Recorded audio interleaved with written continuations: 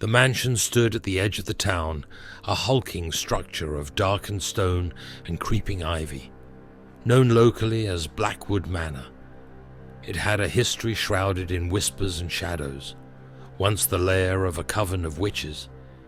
It had been repurposed over the decades into various institutions. Now it served as a dormitory for students from the nearby university. But tonight, Blackwood Manor's dark past would awaken once more. The scream echoed through the mansion's empty halls, cutting through the midnight silence. Lucy, a freshman with a penchant for ghost stories, had been the first to discover the scene.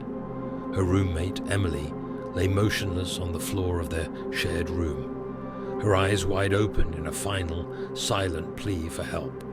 The room was in disarray, and a chill seemed to linger in the air. Panic spread like wildfire. The students gathered in the common room, faces pale with fear.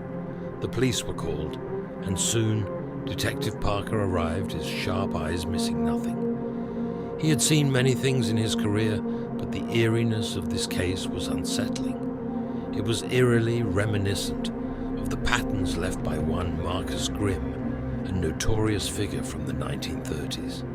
Grimm had been known for his disturbing acts, targeting young women and leaving a signature mark, a pentagram drawn near the scene. As Detective Parker examined the room, he felt a chill run down his spine. There it was, the pentagram, drawn hastily on a piece of paper. Copycat. He muttered under his breath, but why now? And why here? The investigation began in earnest. Detective Parker questioned the students, trying to piece together Emily's last hours.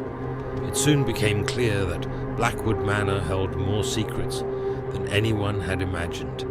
Rumors of the witches who had once lived there resurfaced, and stories of dark rituals and curses filled the air. As Parker delved deeper, he uncovered a curious detail.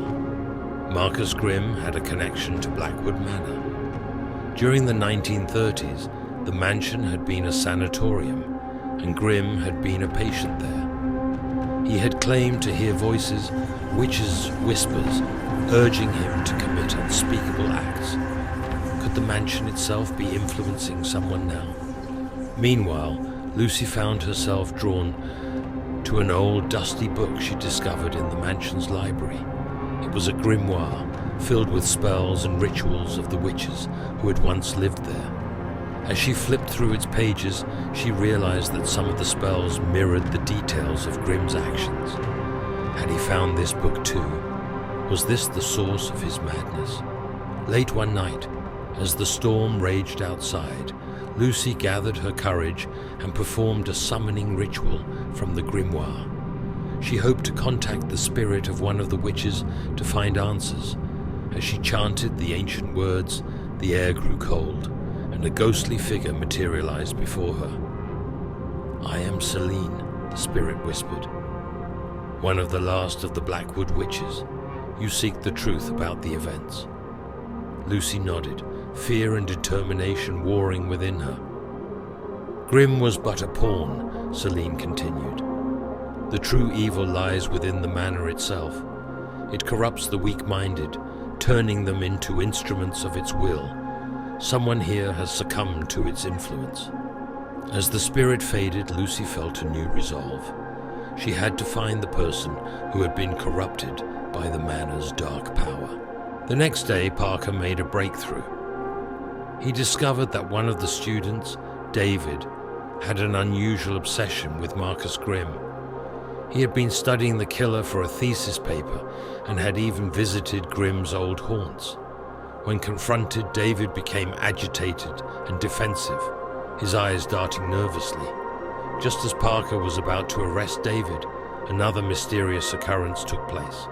Another student, Sarah, was found unconscious under strange circumstances, bearing similar signs of distress. David had an alibi, leaving Parker baffled. If not David, then who? Lucy, still reeling from her encounter with Celine, decided to confront David herself. She found him in the library, surrounded by books and old newspapers. As she approached, she noticed something strange. David's hands were trembling, and he seemed to be muttering to himself. "David," she said softly, "are you okay?" He looked up, eyes wide with fear. "I can't stop them," he whispered. "The voices, they won't leave me alone." Realization dawned on Lucy. David was being tormented by the same dark force that had driven Grimm to act, but if he wasn't responsible, then who was? The answer came in a terrifying flash. As she turned to leave, she caught sight of another student, Claire, watching them intently from the shadows. Claire, who had always been quiet, almost invisible. Claire, who had a fascination with the occult. Lucy hurried to find Parker, her heart pounding. Together they confronted Claire in her room. There they found evidence linking her to the events. Grimm's old journal, detailed plans, and items of dark significance, Claire confessed. Her eyes glazed with madness. "The manor chose me," she said. "It spoke to me, just as it spoke to Grimm. It demands attention, and I am its instrument." As Claire was led away, Lucy and Detective Parker exchanged a grim look. The true horror of Blackwood Manor had been revealed, but its dark influence remained. The mansion had claimed many victims over the years, and it would undoubtedly claim more. The students were relocated, and Blackwood Manor was sealed off, deemed too dangerous to inhabit. But as Lucy left for the last time, she couldn't shake the feeling that the mansion was watching her, waiting for its next victim. The darkness within Blackwood Manor had merely been awakened, and it would never rest.